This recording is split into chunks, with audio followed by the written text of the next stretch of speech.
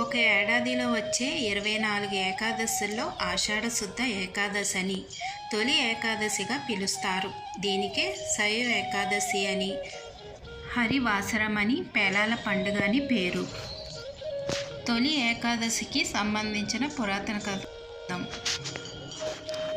పురాణాల ప్రకారం సూర్యవంశానికి చెందిన రాజమందాత గొప్ప మరియు నిజాయితీ గలవారు. ముఖ్యంగా శయన ఏకాదశి రోజున ఆయన చాలా భక్తి శ్రద్ధలతో ఏకాదశి ఉపవాసాన్ని పాటించేవారు. కానీ దురదృష్టవశాత్తు ఒక నిర్దిష్ట కాలంలో అతని రాజ్యంలో తీవ్రమైన కరువు వచ్చింది. అతని ప్రజలు మరియు జంతువులు చాలామంది ఆకలితో చనిపోయారు. ఆ పరిస్థితి నుండి బయటపడటానికి మరియు తన ప్రజల క్షేమం కోసం రాజు చాలా భక్తితో శయన ఏకాదశి ఉపవాసం పాటించి విష్ణువును ఆరాధించాడు మరియు తద్వారా తన రాజ్యంలో కరువు పరిస్థితి నుండి విముక్తి పొందాడు. కృతయుగంలో ముఖ్యమైన యుగం మురాసురుడు అంటే రాక్షసుడు కఠినమైన తపస్సు చేశాడు.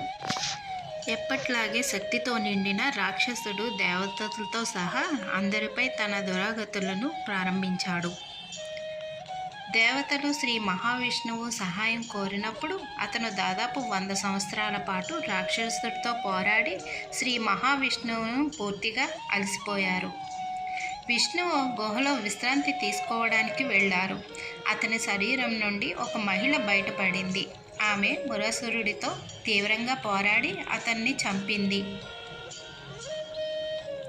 శ్రీ మహావిష్ణువు ఆ స్త్రీకి సంతోషించి ఆమెను వరం కోరమని కోరాడు. శ్రీ మహావిష్ణువు ముందు నమస్కారం చేసి తనకు ఏకాదశి అనే పేరును అనుగ్రహించమని మరియు శ్రీ మహావిష్ణువు ప్రియంగా ఉండమని కోరింది.